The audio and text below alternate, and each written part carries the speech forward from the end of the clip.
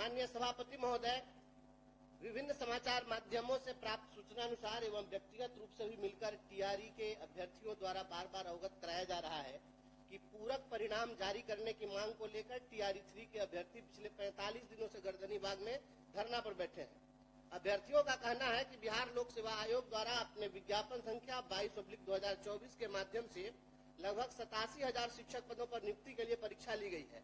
बताया जा रहा है कि 87,000 रिक्तियों के विरुद्ध मात्र 66,000 अभ्यर्थियों का ही चयन किया गया है। इस परीक्षा के माध्यम से कक्षा 1 से 5, कक्षा 6 से 8, कक्षा 9 से 10 तथा कक्षा 11 से 12 के लिए समेकित रूप से परिणाम जारी किया गया है। एक साथ चारों कोटियों का परिणाम जारी किए जाने के कारण ही अभ्यर्थियों का चयन 3-3, 4-4 पदों पर कर लिया गया है।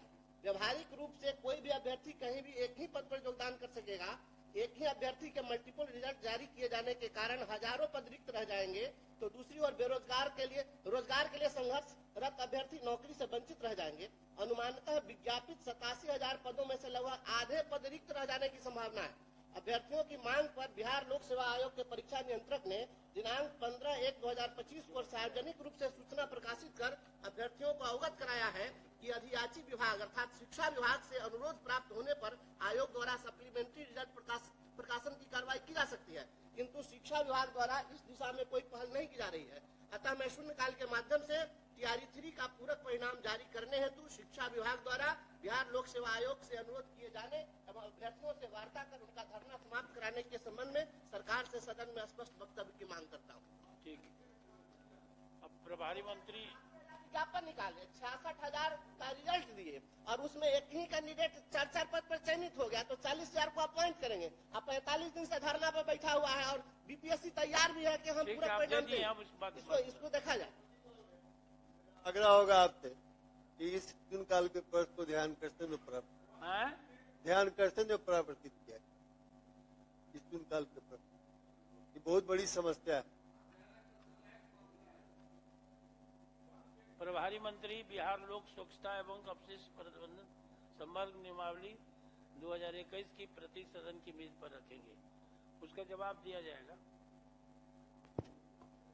महोदय, बिहार लोक स्वच्छता एवं अपशिष्ट प्रबंधन संवर्ग नियमावली 2021 की प्रति सदन की मेज पर रखता हूं। अब ध्यानाकर्षण डॉक्टर उर्मिला ठाकुर, बेगूसराय जिला में बछवाड़ा से गढ़ा। महोदय, माननीय सभापति महोदय, बेगूसराय जिला के बछवाड़ा, तेघरा, मटिहानी आदि प्रखंडों के कई इलाकों में गंगा कटाव से विस्थापित परिवार पिछले 53 वर्षों से पुनर्वास की आस में अपना जीवन NH 28 और रेलवे लाइन के किनारे झुग्गी झोपड़ी बनाकर बिता रहे हैं। गंगा कटाव के कारण जितने लोग बेघर हुए, उन्हें अपना जमीन भी नहीं है कि प्रधानमंत्री आवास योजना से अपना आशियाना बना सके। जितने लोग विस्थापित हुए हैं, उन सभी परिवारों का जीवन नारकीय बना हुआ है। सभी परिवार खानाबदोश की तरह जी रहे हैं।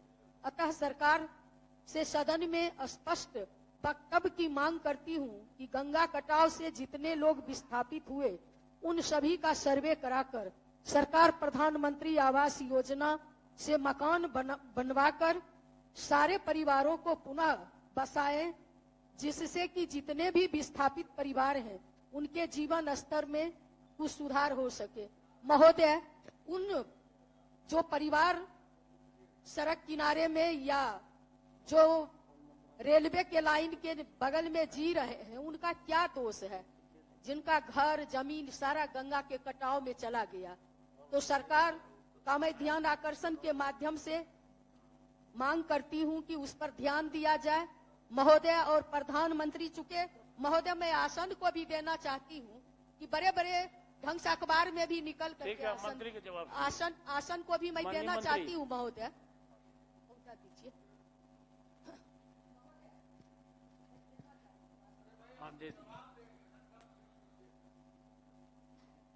ये ट्रांसफर कर दिया गया है सर ग्रामीण विकास विभाग।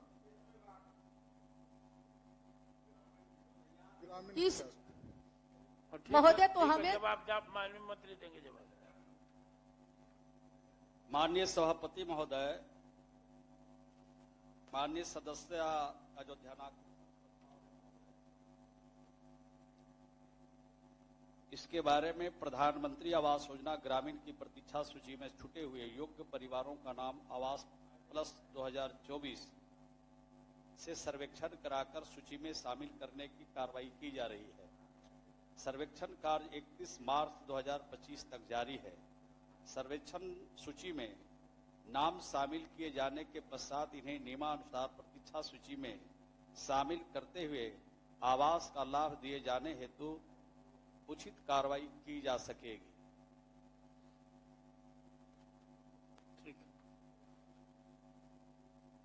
महोदय, मैं ये जानना चाह रही महोदय, प्राप्त सूचनाओं के अनुसार बिहार सरकार में 2015 में केंद्र सरकार की गजट अधिसूचना के अनुरूप राज्य सरकार की महिला कर्मियों को सेवा काल में 730 दिनों की शिशु देखभाल अवकाश प्रदान करने का निर्णय लिया गया है, किंतु अब तक राज्य सरकार के स्तर पर संबंधित अनुमोदन लंबित है। अतः मैं सरकार से शून्यकाल के माध्यम से राज्य सरकार के महिला कर्मियों को सेवा काल में 730 दिनों का शिशु देखभाल अवकाश प्रदान करने की मांग करता हूँ। सभापति महोदय, प्राइवेट फंड में भी महिलाओं को यह 730 दिन का लाभ दिया जा रहा है, इसलिए राज्य सरकार से मेरा इसीलिए शून्यकाल के माध्यम से। डॉक्टर प्रमोद कुमार। माननीय सभापति महोदय, आज के समाचार पत्रों के अनुसार गृह रक्षक होमगार्ड के जवान हर परिस्थितियों से निपटने के लिए हमेशा तत्पर रहते हैं। जो सभी के लिए तत्पर रहते हैं, उनके खुद का परिवार आर्थिक रूप से असुरक्षित रहता है। इनकी ड्यूटी का कोई समय नहीं, 12-12 घंटे काम लिए जाते हैं। इनको कोई बुनियादी सुविधाएं भी नहीं मिलती है। साथ ही अपने अधिकारियों का को भाजन का शिकार भी होना पड़ता है। अधिकारी इन्हें अपने घर के कार्यों में लगा देते हैं। आर्थिक रूप से मजबूर होमगार्ड के जवान अपने अधिकारियों के निजी काम करने के लिए मजबूर हो जाते हैं। इनके एवज में भी इन्हें अतिरिक्त मानदेय की सुविधा नहीं है, न ही सरकारी अवकाश की सुविधा है। सबसे दुखद बात है कि गृह रक्षक महिला कर्मियों को मातृत्व अवकाश की भी सुविधा नहीं है। अतः मैं शून्यकाल के माध्यम से सदन में सरकार से गृह रक्षक का सम्मान, काम का सम्मान, वेतन एवं सभी मूलभूत सुविधाओं के साथ महिलाओं को मातृत्वावकाश देने की मांग सरकार से करता हूँ। ठीक है, धन्यवाद। श्री बंशीधर ब्रजवासी। विगत 17 वर्षों से पुस्तकालय अध्यक्षों की बहाली नहीं होने के कारण बिहार के लाखों बिलिस एमलिस के छात्र छात्राएं इस क्षेत्र में रोजगार के लिए भटक रहे हैं। छात्र छात्राओं की समस्याओं को देखते हुए अति शीघ्र बहाली करने की कृपा की जाए। श्री अजय कुमार। अध्यक्ष महोदय, परिवहन विभाग बिहार सरकार द्वारा रूट कलर कोडिंग लागू करने से पहले तय रूटों पर ऑटो स्टैंड का निर्माण एवं ई रिक्शा का चार्जिंग पॉइंट नहीं होने से चालकों को कठिनाई होगी। मैं सरकार से रूट कलर कोडिंग से पहले ऑटो स्टैंड एवं चार्जिंग पॉइंट बनवाने की मांग करता हूँ। श्रीमती मंजू अग्रवाल।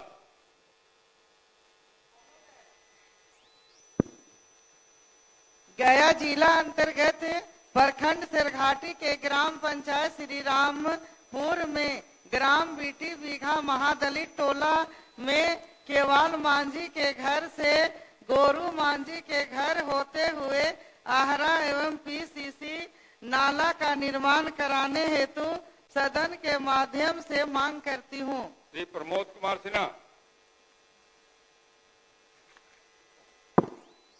अध्यक्ष महोदय, पूर्वी चंपारण जिला अंतर्गत रमघरवा प्रखंड के जनसंख्या के घनत्व के आधार पर आमोदही पंचायत के 5 पिछड़े वार्ड और रघुनाथपुर पंचायत के 3 पिछड़े वार्डों को समायोजित कर विकसित करने हेतु प्रस्तावित नई पंचायत रमन नगर की अति शीघ्र स्थापना करने की मांग करता हूँ।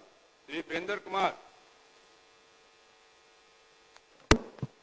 माननीय अध्यक्ष महोदय, रोसड़ा विधानसभा अंतर्गत बन रहे रोसड़ा रामनगर दरभंगा NH एवं पटना पूर्णिया एक्सप्रेस वे पर औद्योगिक परिक्षेत्र विकसित करने की मांग सरकार से करता हूं। माननीय अध्यक्ष महोदय, किशनगंज के पोटिया प्रखंड में एक भी डिग्री कॉलेज नहीं रहने के कारण छात्रों को उच्च शिक्षा प्राप्त करने के लिए लगभग 50 किलोमीटर दूरी तय कर जिला मुख्यालय जाना पड़ता है, जिससे छात्राओं छात्रों को काफी कठिनाइयों का सामना करना पड़ता है। अतः मैं डिग्री कॉलेज खुलवाने की मांग सरकार से करता हूं। श्री मुकेश कुमार यादव। अध्यक्ष महोदय, राज्य स्तर पर सभी जन वितरण प्रणाली दुकान के विक्रेता डीलर को अन्य राज्यों की तरह प्रति माह 20 से 25 हजार रुपए महामारी मानदेय देने की मांग सरकार से करता हूं। श्री विजय कुमार। शेखपुरा जिला के अरेरी प्रखंड से होकर